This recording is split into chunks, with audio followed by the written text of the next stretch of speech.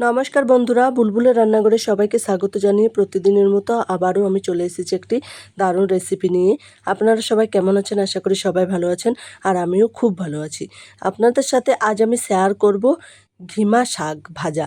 আপনারা ঘিমা শাক বড়াও করতে পারেন, আবার আলু দিয়েও ঘিমা শাকের সবজি করতে পারেন, কিন্তু আজ আমি শুধু ঘিমা শাকের ভাজাটা শেয়ার করব। তো প্রথমে আমি ঘিমা শাক নিয়ে নিয়েছি 1 বাটির মতো। তারপর আমি ঘিমা শাকটা ভালোভাবে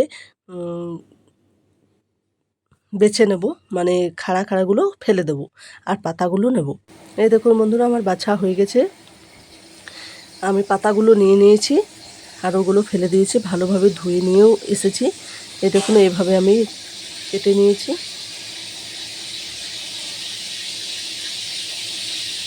তো আজকে আমি ঘিমা শাক ভাজাটাই শেয়ার করছি। তো আমি এবার কড়াই বসিয়ে দেবো। কড়াই বসিয়ে দিয়েছি, কড়াইটা গরম হয়ে গেছে। এখন আমি কোনো তেল ব্যবহার করব না, আগে ঘিমা শাকটা দিয়ে দেবো। ঘিমা শাক দেওয়ার পর আমি পরিমাণ মতো একটু লবণ দেব, যেহেতু কম শাক তাই কম লবণ দেব। তারপর একটু নাড়াচাড়া করে নেব, ভালোভাবে লবণটা মিশিয়ে নেব। এবার দিয়ে দেবো একটু জল, কারণ শাকটা একটু সেদ্ধ করার জন্য একটু জল দেবো। তারপর একটা থালা আমি ঢাকা দিয়ে দেবো। এবার আমি সেদ্ধ করে নেব। এই দেখুন বন্ধুরা, 5 মিনিট পর চলে এসেছে, সেদ্ধ হয়ে গেছে। যেহেতু কম শাক বটে তাই আমি কড়াটার একদিকে রেখে ভালোভাবে শাকটা ভেজে নেব। ভেজে নেওয়ার জন্য আমি প্রথমে কড়াইতে দিয়ে দেবো একটু সাদা তেল। আপনারা চাইলে সরষের তেলও দিতে পারেন। এবার আমি ছেঁচে রেখেছি 2 ফিংড়ি রসুন আর 1টি কাঁচা লঙ্কা কুচি করে রেখেছি। তো সেগুলো আমি দিয়ে দেবো। একদম লাল লাল করে ভালোভাবে ভেজে নেব, গন্ধ ছড়ানো পর্যন্ত আমি ভেজে নেব।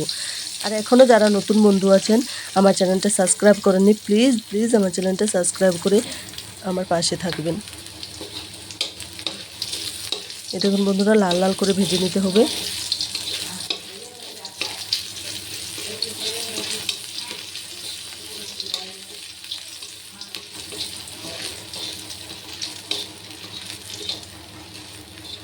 আমার লাল লাল করে ভাজানো হয়ে গেছে।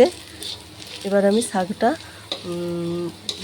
নামিয়ে ভেজে নেব, মানে মিক্স করে নেব।